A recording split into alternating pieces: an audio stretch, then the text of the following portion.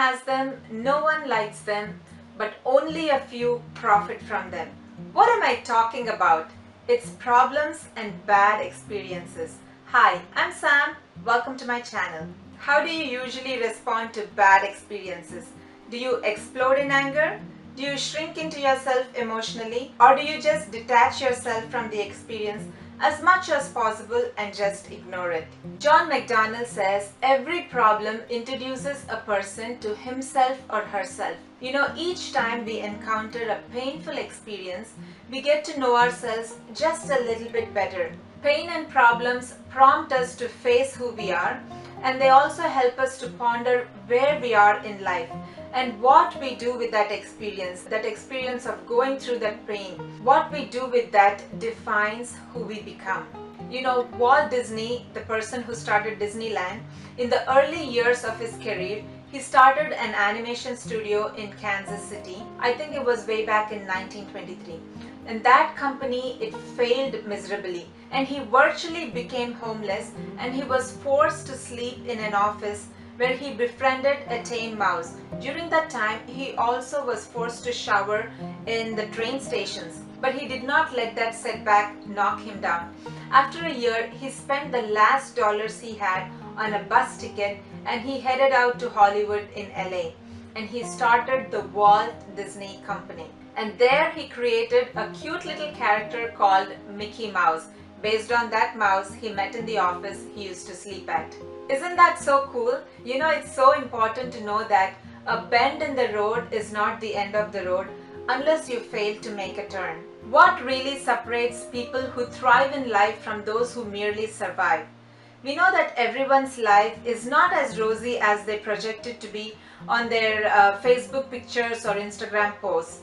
We know that people go through pain and problems that they really don't talk about. So if everyone goes through painful circumstances and situations, what really separates people who thrive from those who just merely survive?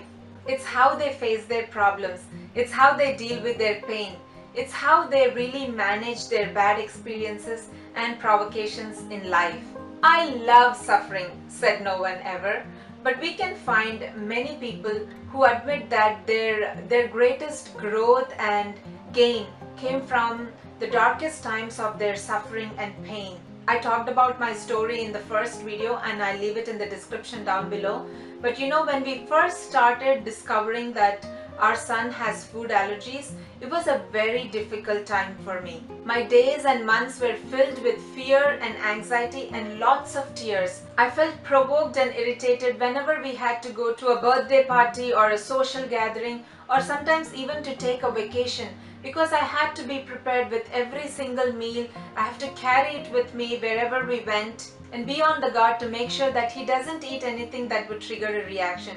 I lived years blaming circumstances I thought led to the situation, or always felt pity for myself and our family that we had to deal with this. But guess what? When our back is right up against the wall is when we learn to really stand up straight. And that's what happened to me. The difficult times drew me closer to God and made me rely purely on Him. It made me be more planned and organized than I'm naturally bent. You know, I'm not naturally bent to be more planned and organized, but these experiences strengthened me to be able to step out of my comfort zone. And even this, making these videos, is because of a result of that experiences that I went through. See, certain experiences, if we allow, they strengthen us. And I know there are people out there who will benefit from my story.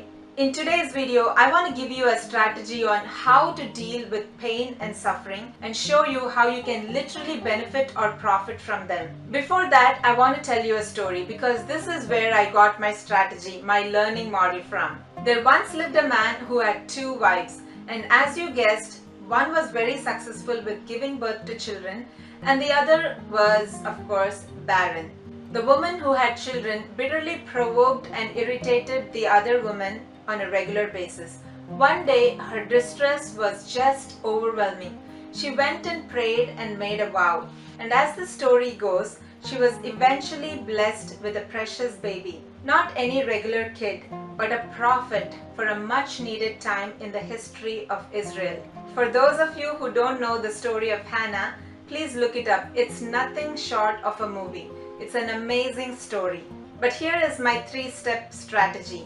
Number 1, don't blame or retaliate. We never read that Hannah ever retaliated to the provocations or irritations of Peninnah, or she never blamed her husband for not taking action on the other wife.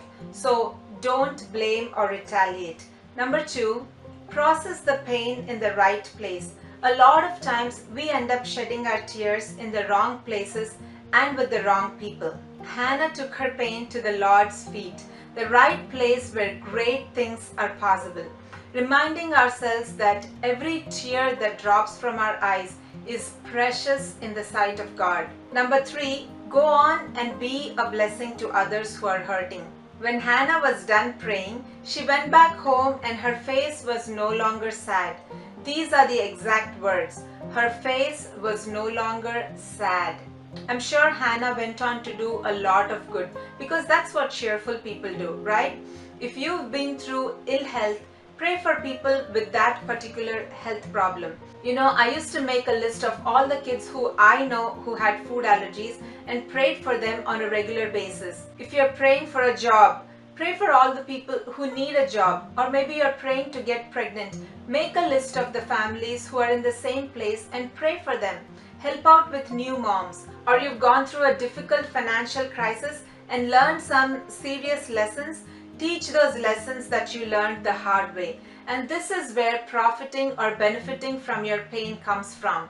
When you go through a difficult season, instead of hiding it and keeping it to yourself, using it to help people will propel you to the next level. And that's exactly what God wants us to do with what we go through. You really can connect with others in a very special way when you share your story. Maybe you could write a book, or maybe you could make a course on the lessons that you've learned the hard way.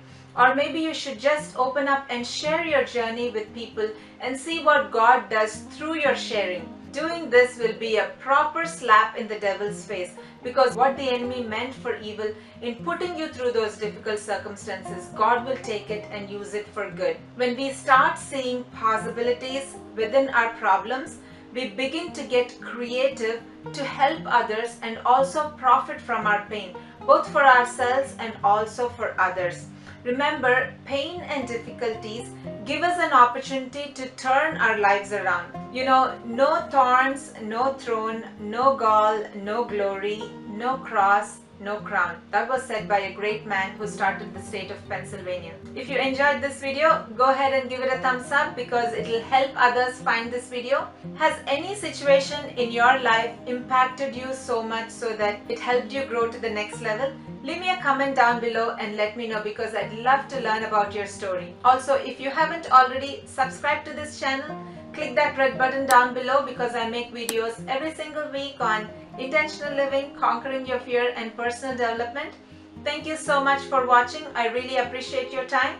I'll see you next week.